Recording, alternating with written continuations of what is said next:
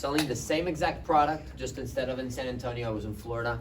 All of a sudden it was 79 degrees, moist, right? It was sticky, humid. Yeah. And San Antonio was cold, and I went from doing, I'll tell you in yeses. So I used to be getting maybe between 12 to 15 yeses per day, like sales, like customers that would say yes. And I got there, you know, I'm like, I'm gonna help this guy out, build the office back up. He put all the responsibility on me. He gave me 4 interns to train on one day. And I'm like, got this. And I got the first day, and I dropped 1 sale. Instead of 15, I dropped 1. I'm like, okay, must be something weird here. And then I dropped the next day 2, and then 2, and then 2, and then my attitude was gone. So I got really good at I had to admit it, because it was like clearly my attitude. Like, you know, it's your attitude when like people, before you even open your mouth, people like, no thank you. Right? No, not interested. It's the only, think about it, the only thing they see is you, and before you have a chance to like, you know, maybe give them money for free, they already say no, it's because it's you. Okay, you can try to think of something else, but it's you. And the quicker you admit it to you, the quicker you will be able to fix it. And I was like, it's not me, it's not me, it's not me. But then, you know, I'm like, why is that person so rude? And then I would see the customer checking out with the cashier, and they were so nice to the cashier. I'm like,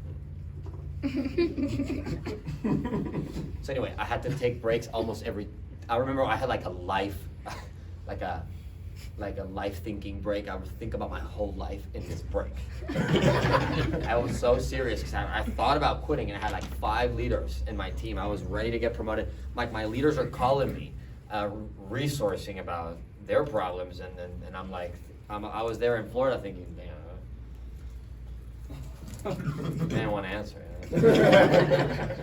Lost my shit, and here's what helped me. Okay, I did 2 things. The life break was like, I literally remember sitting down at this curb like this, all lonely, because like my 4 interns, they left after like they were gone, like Fugazi. You know what Fugazi is? These interns, they're like, their internship was real quick, right? It lasted about 48 hours. Like, they made no money with me, and I made even less. So, and Julia Davis, it's like the first time I qualified to talk to an NC as a leader. She was like, I'm like, Julia, I try to help this owner out, and I was giving her advice on how the owner should run his office, and she's like, well, if you're sucking in the field, like you don't have no credibility, you can't help anybody. How are you? And I was like, yeah, okay. So anyway, and this one break that I took, I was sitting at this curb in Florida, 79 degrees, it was beautiful, and I looked at the building, because I was working inside of Sam's Club. I was the person selling creams at the pharmacy aisle. So if there was not enough people in the store and you would be shopping for clothes or whatever, I would pull up next to you while you're folding clothes. I'm like, hey, did they tell you about these creams? They make you look younger.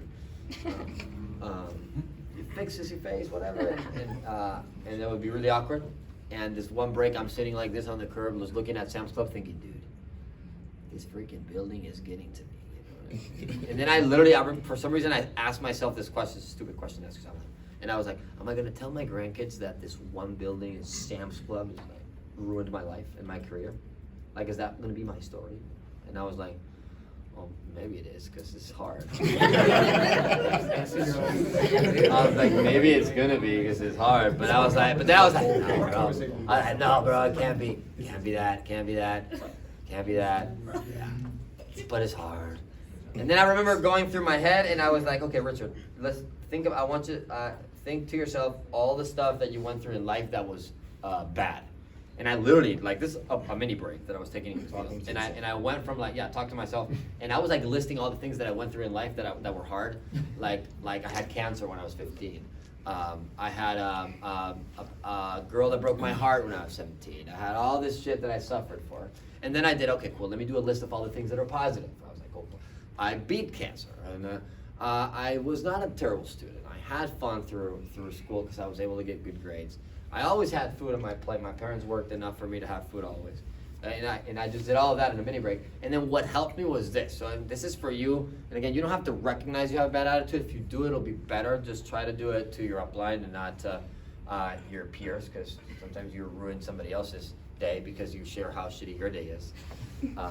And again, here is what helped me. Okay, so I looked at the field and time blocks. Okay, so this is what I want you guys to practice today. It's tricking your brain to work more and harder during the time that you're there. I love the fact that no one in Dallas, if there's something we want to be known by, and then you're running the meeting, sorry, this is going to be super quick. One thing we want to be known by, or I love our office to be known by, is work ethic. And the fact that I don't think nobody yesterday sent the territory at least until 8 p.m., which means you were in the field until 8 o'clock.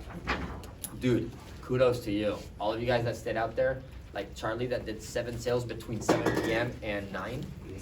Like if you're having a bad day and you got fuel in the tank, listen, between 7 p.m. and 9 p.m., is there anybody that's not home other than us? Everyone's home. You're gonna get the talk tos, okay? If you want to have the day, it just requires for you to stay longer.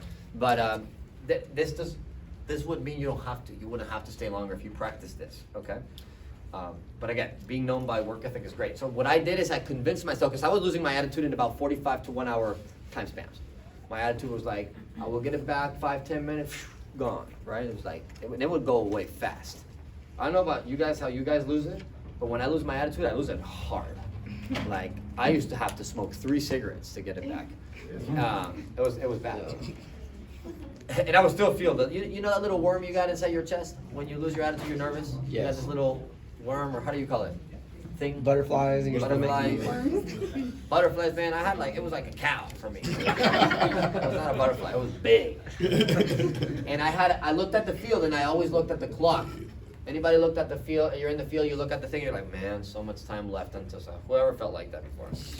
If you felt like that, okay, it's normal, okay? You're going through it happens, okay? I remember, by the way, if you worked in Whataburger, it always feels like that. I remember I worked at Whataburger, and it was always, I'm like, cool. It's been at least 2-3 hours, and I looked at the clock, it'd been like 36 minutes. I'm like, I've been like, dude, I've done like 40,000 pounds of French fries. It's only been 36 minutes. Anyway, if you have a real bad job, it always feels like that. It never felt that it went by fast. 6 hours. Okay, let's say the field is 6 hours. It might be 7, depends on where you're driving to, whatever. Call it 6. So what I would do is, I said 2 hours, but instead block it in 1.5 hour time blocks. So here's the way I want your brain to think, okay? Instead of work, what would it be easier for your brain? To work 1 6-hour shift or 4 different shifts of 1.5 hours?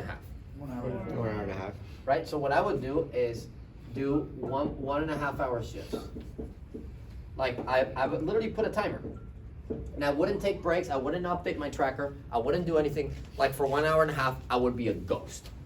And I would just go, and I was in the store by the time, so we would have a little kiosk booth, and I would put my stuff under, and I would have a lab coat. I'm selling skincare, I have a lab coat on, and I would just have my creams ready to sample the shit out of your wrist. Hey man, let me see your wrist real quick. And I would do like this, like a girl, and then people would come. That was crazy. But I would ask myself, okay, my goal was 10 demos an hour. Like I just need to do, if I do 10 demos an hour, man, for all day, it's gonna be fine. But instead of asking, looking at a 6-hour shift, gosh, I'm not here until 6, I would literally schedule breaks.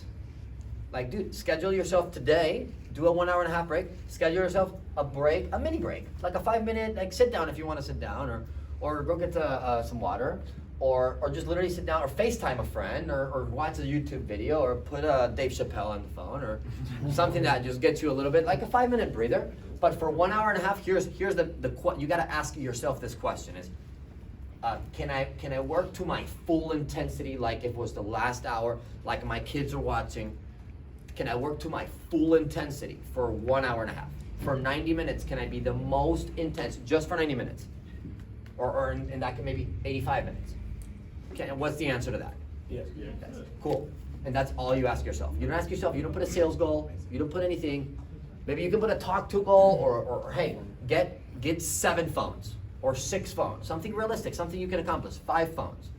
Can I get 5 phones in the next 1.5 hours? That's it. And work to my fullest potential of intensity, and then take a break.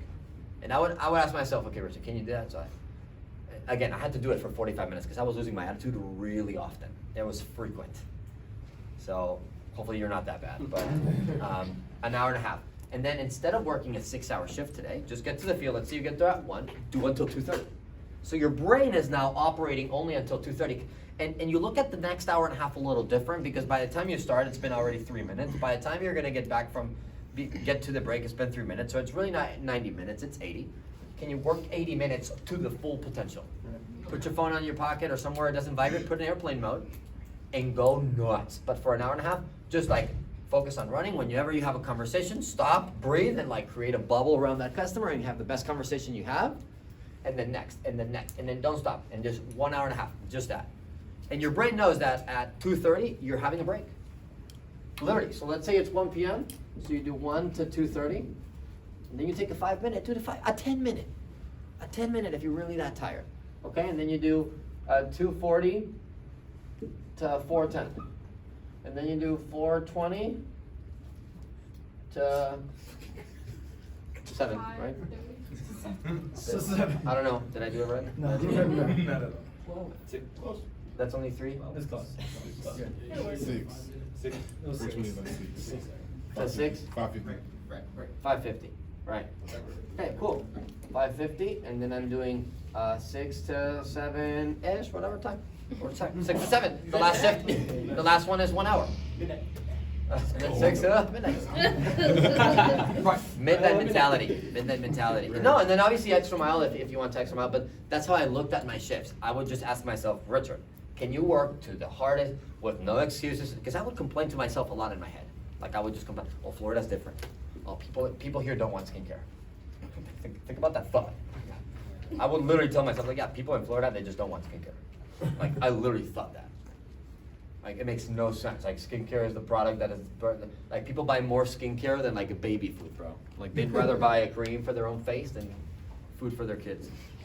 It's crazy how much skincare is sold in Florida. And I would just tell myself, yeah, Chang, people in Florida, they just don't want skincare. They're walking around here with this dry skin. It's a fucking lie, okay? It was such a lie. But anyway, I did this, and I caught myself, and then I would restart my day. Like, if let's say I score a sale here, I would, like, at this point, I'm at 0. Like, I would start a new tracker, which, by the way, you guys can all do it because I'm printing so many sheets, and then I realized all of you guys have like 18 trackers in your freaking binder. So I will start a new tracker. I'll see, can I beat myself for 1 more extra door? Can I beat myself for 2 more talk-tos? But I would start, it was like a new day, reset. Like I would put my cell into the system. At this shift, I'm at 0. Challenge yourself. Can you if you do 1, can you get to 2 in your 1 hour and a half shift maybe? If you're thinking about sales, but it doesn't matter. Just put your brain on a 1 hour and a half shift, not on a 6-hour shift. And just convince yourself, like, dude, it's gonna be whatever. Can I just do the best for an hour and a half? The best effort wise. And then after an hour and a half, dude, take a break. Like, put an alarm on your phone, take a break, and relax. Take 10 minutes and then ask yourself, can I go another hour and a half to the full potential? And then just do that. Do your best for that hour and a half. Restart how many doors? Like, you're never gonna be today, an hour and a half, how many doors can you do? Maximum. 60. Some of you guys can do like 3. I say based on 60. your- I say 60. 90. 60 is Let's do 100. Let's say it's 60 is the maximum you'll do in an hour and a half, 60. So basically today you'll never get to 100 doors. You see what I mean? Because you're starting at 0 all the time. Like, the whole point is that it's a new day, it's a new shift.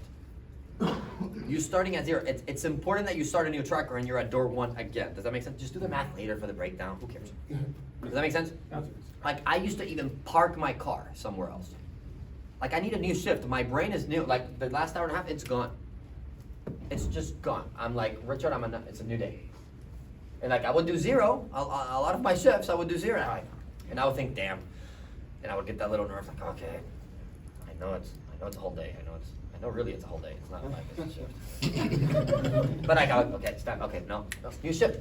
What can I do the next hour and a half? Just focus the next hour and a half. Focus the next customer. Focus the next immediate thing. Instead of focusing on the whole day, some of you guys even focusing on the week.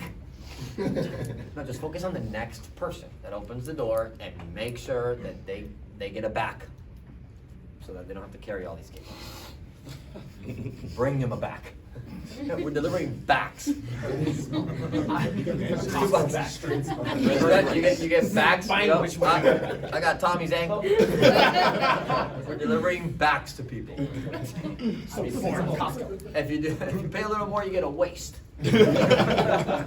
Anyway, help people out, but just do an hour and a half. Put an alarm on your clock, and you put 85-minute alarms intervals, and you just ask yourself, can I work the hardest? Can I work the most intense for 85 minutes? If you do this right, you're not gonna even notice. All of a sudden, it's 5:30. You'll be like, bam, and that's when you know you're gonna have a good day. You're gonna be at the third shift day, oh shit, I'm at 4. But you still restart. It doesn't matter you're having a good day. You restart at 6, you're at 0 again. And how much damage can you do from 6 to 7? How good could your shift be? That's it. You trick your brain. You trick your brain. You do this constantly. Constantly. You wake up in 2 years, you're an owner. You're running a team of 100 people. You're running Russia. Yeah, you're running One day, Japan. Russian. There's a guy from Iowa. From Iowa. He's running Japan. He has 2 NCs. He runs 60 offices. He's running Japan. He's like, there was nobody in Japan. They sell fruits and vegetables door to door. They're super expensive in Japan. Fruits and vegetables. He's like, one day, the way he explained it is like, yeah, one day, and I'm in Japan. Osaka. You do your little shifts, your little stuff. You teach garden theory, you're in Osaka. Speak Japanese. Apples. Here's an apple, $100. Yes. 100 rubies or whatever they sell there. Anyway, do you guys think you can use this? Absolutely. Cool. You guys ready for announcements and shit?